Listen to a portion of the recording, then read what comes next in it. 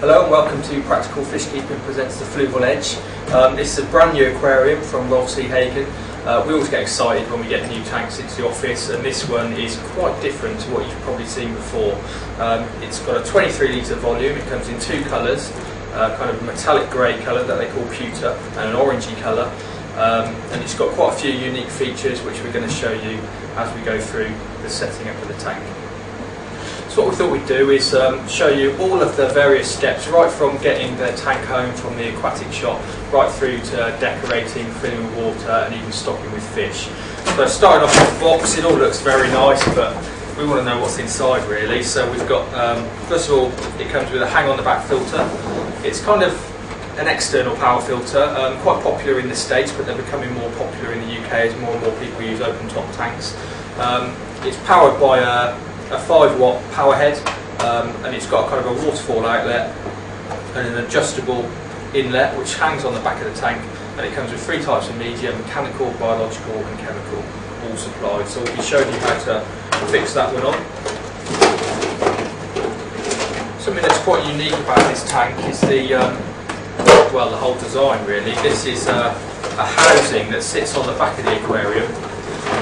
It's got halogen lighting, if you can make that out, 2 times 10 watts halogen lighting, and it's got kind of an access bit there as well, switched on top, but you could also plug that into a timer at the other end.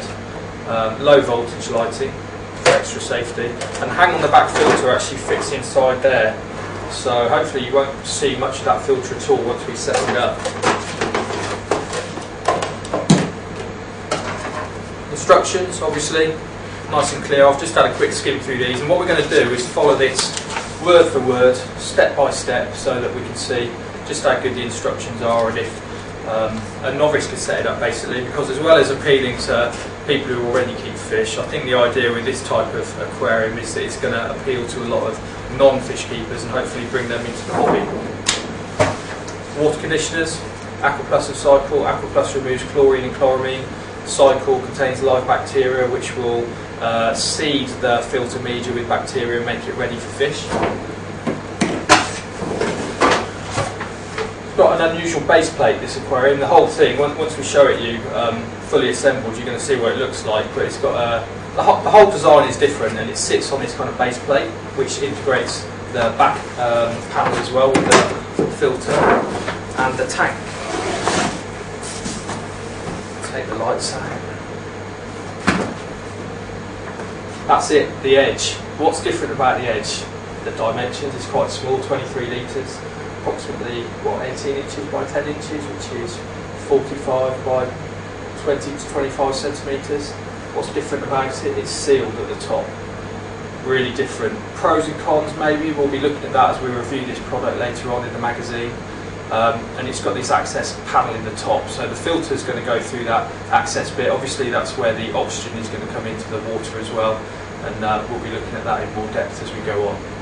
So that's it, Fluval Edge unboxed, complete with tank, lighting, water conditioners, instructions and hang on the back filter. Okay, the base plate as I mentioned, the first step is to put the non-slip feet on the bottom. There's 6 of those, so I've fixed those like so. Next step, place the aquarium on the pin. Okay, the next step is to set up the hang on the back filter, as I showed you first of all when we unboxed it. Hang on the back filter, so it's going to go like so on the tank. What I'm going to do, I've already installed the inlet pipe. That's adjustable in terms of its flow. Turn it slightly to one side, you get maximum flow, slightly to the other, a minimum flow. You'll be able to see that better once you get the tank home. And I'm also going to install the media. This is how it's going to go in this kind of cradle, and what happens with these is it makes maintenance really easy, so you can just slide this in and out of the filter. I've pre-packed it with a supplied sponge, mechanical filter, carbon in a bag, chemical filter, Biomax biological filter. It's going to go like so. Just slide it in. Actually, it's just going to fit in. Like that. Water is going to come up through the bottom, trapping the dirt in the sponge, up through the various media and back into the tank. And the next step is to place this inside the column, so they're actually going to hide it. And what they suggest is that you put the cable and the 3-pin plug through the column. You haven't got cables everywhere, like that. So that's just in the top. It's got a lid as well, which I'm going to fit in a second. What you do, hold those cables together, slide that on, like so, put the lid on, that's it, easy. Okay, the next few steps regard the lighting. Twin halogen lighting supplied. I'm just going to fit these. It's important when you get these bulbs out that you don't touch the lens. With all halogen and metal halide bulbs, don't touch the lens because it'll actually degrade the performance of the light slightly. So if you're cautious, use like a tissue or something to hold it. Just a little 2-pin 12 volt 10 watt lamp. Just going to touch the edge. Like so.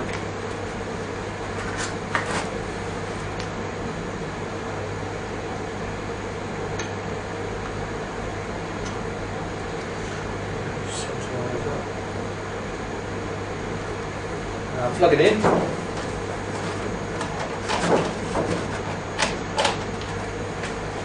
Check it works with a switch on the top. There we go.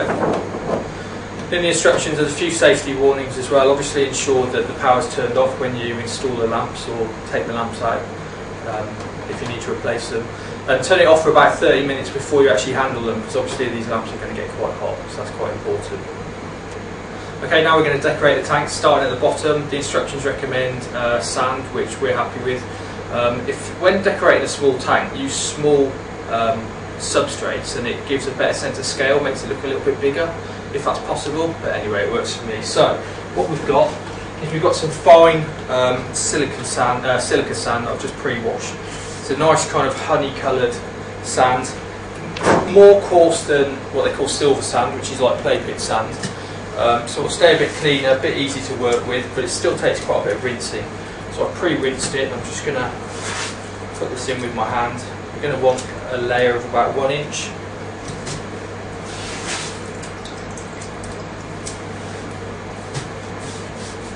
And that's the sand in place. Okay, the next step is to put in the hardscape, which is commonly the name given to wood and rocks in decoration in the aquarium, very popular with the planted aquarium guys, hardscape. So I've been to the aquarium shop, I picked up some really cool little pieces of wood. Again, small tanks, I use small wood. Look at this for bogwood. Really, really spindly pieces, excellent for a little tank like this. It's going to go really well with small plants, small fish in a small tank.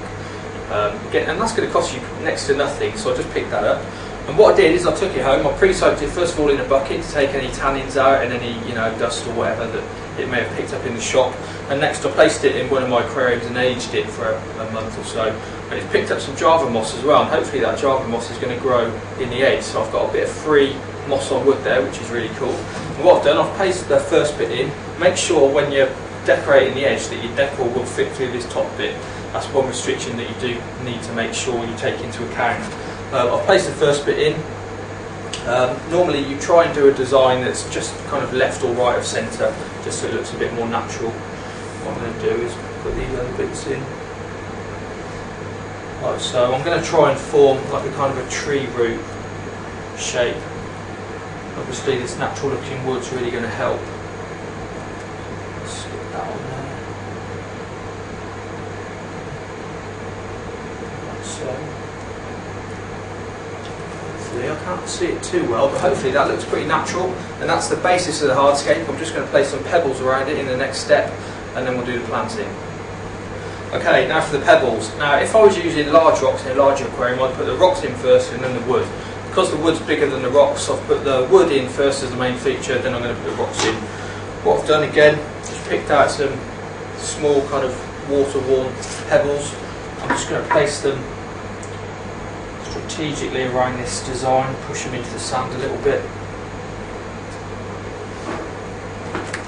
I pre-washed them to get the dust off. Even these pebbles, although they look quite clean, they're going to be a bit dusty. I'm just choosing all the flat ones. I've got a couple of larger pieces in here, but I'm just going to place them a bit randomly in the design, like so. That's it, pebbles in place. Now for the planting, There's various different ways to plant the aquarium. Sometimes some manufacturers will advise you to half fill the tank or totally fill the tank, and sometimes you can get away with placing the plants and then filling the tank.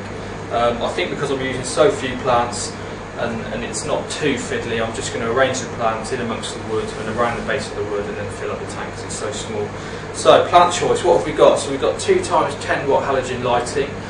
Should be okay for basic plants that don't need too much light. So when I was choosing plants, I was looking at things like Java fern, Java moss, small cryptocorynes, Anubias. I've left out any tall plants because obviously the height of this tank and the unique kind of glass panel that it's got on the top, you don't want your plants covering all that and bending over. So we've just gone for some very small examples of some Java fern and some cryptocorynes, which I've separated. You can separate those further into single plants. Obviously they just come like that from the aquatic shop. So I remove them from the pot. To remove all the rock wool, that's got a terracotta weight on the bottom as well. Pull all that away, it'll expose all the roots. In an ideal world, you trim the roots as well, separate them into individual plantlets, and you can, if you want, and it would be quite a good tool for this tank, is use some tweezers as well. But I'm just going to try and use it with my hands instead. So, Java fern.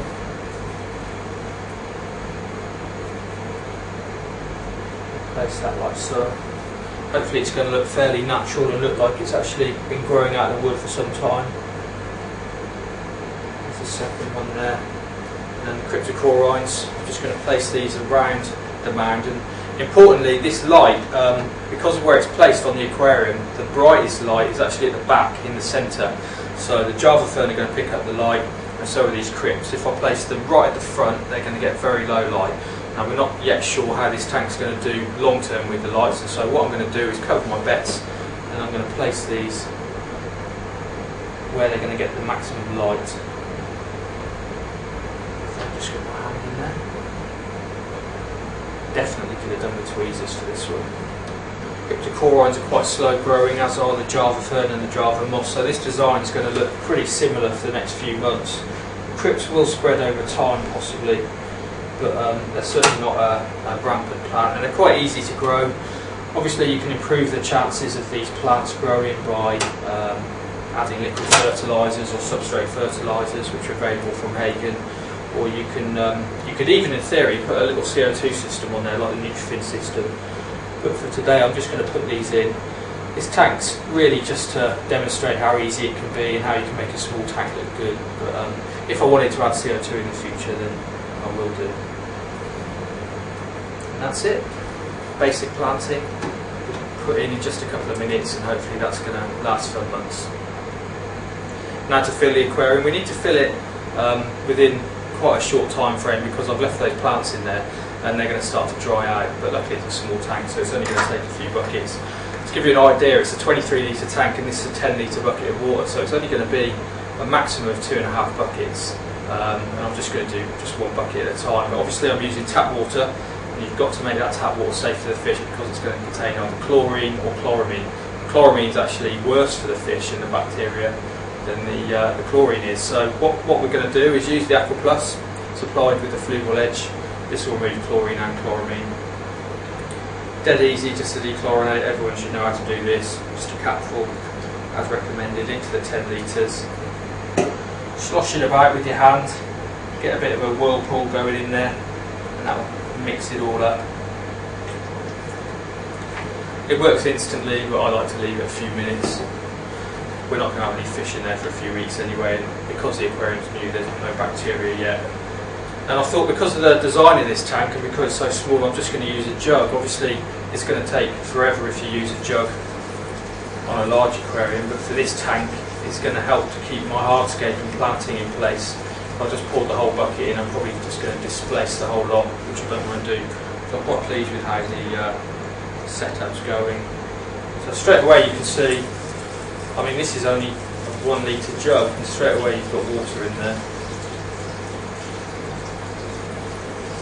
This is just going to take a few minutes to fill it. And I've actually used lukewarm tap water as well, just to take the chill off it, because these cryptocorynes and these plants, like the Java fern, they're still living obviously, and they don't want to be shocked by ice cold tap water either. So you just want to make it a bit easier on the plants, just by taking the chill off it, and obviously dechlorinate it, and that's going to help the plants as well. Just pour the water over the decoration as opposed to straight onto the sand, so that you don't cloud the water. We're nearing the ending of filling this tank, and one of the factors which make this tank unique that I pointed out when we took it out of the box is this glass top, which I suppose gives you a different view to what you normally see, because you've got the option of viewing it from above as well, which might be quite cool. So I'm just filling this up. Obviously make sure that the surface that you've placed the tank on is level. You're soon going to find out, I'm going to find out quickly as well, whether or not this surface is level. Just trickling the last bit in. Start just coming up to the surface. You don't have to fill this right up to the surface, but I think the intention is that you get this kind of extra viewing angle. So you could just leave it about 10 minutes. There you go. It's just gone up now. Now straight away I can see into the tank. It's quite interesting actually. A tiny bit more.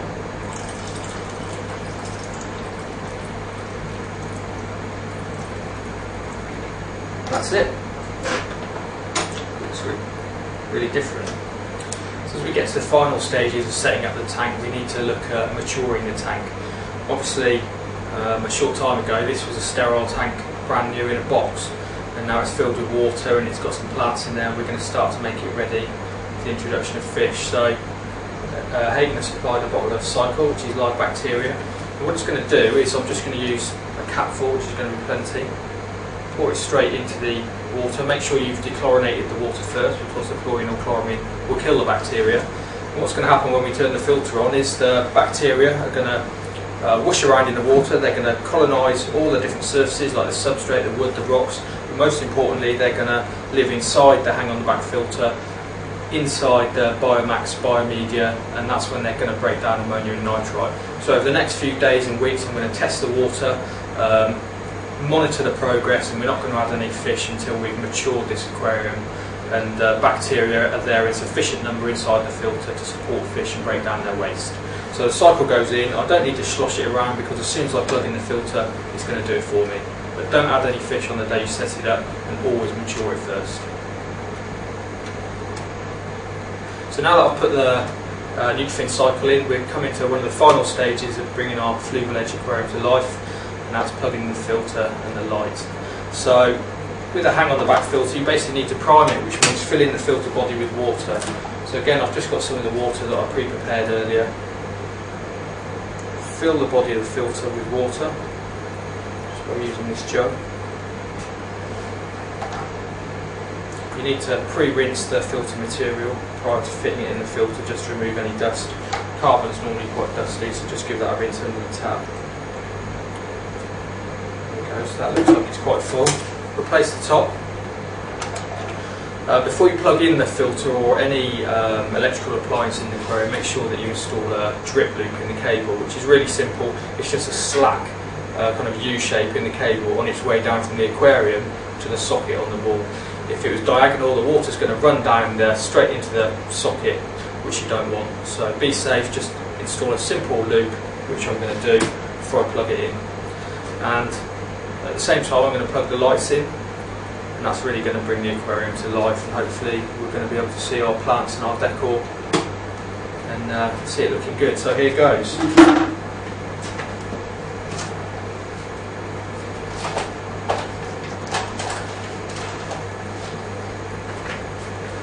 Filters off, lights, like so. Put the lid on, make it look all nice and neat. And that's it. Practical Fishkeeping sets up the new Fluval Edge aquarium, and we're going to be trying this one out long term on our desk upstairs in the office. So there you go.